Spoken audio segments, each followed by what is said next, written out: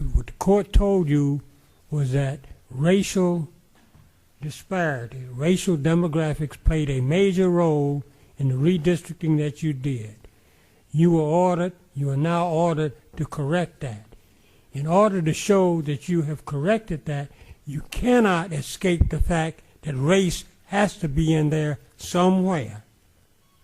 There's no way you can do it, Mr. Lewis. I don't care how you cut it. You got to tell the court, we came in and we went back and used racial demographics from one place or another place to correct the mistakes that we made in the past. Sir, what I will tell the court is that the committee adopted a criteria, I hope, that excluded the consideration of race in drawing the maps. But, Mayor Fowler, you excluded race. You're still saying you excluded race. You're still using race as a factor, even by saying you excluded race.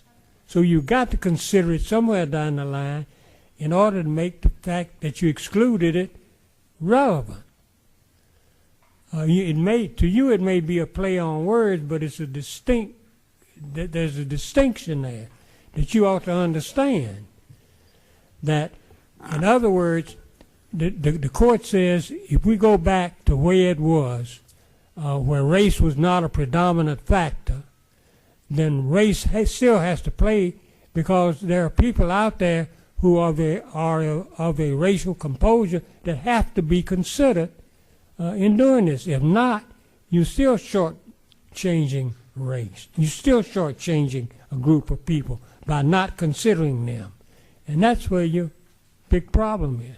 If you don't consider us, if you don't consider me, whether you say it or not, you are still considering race.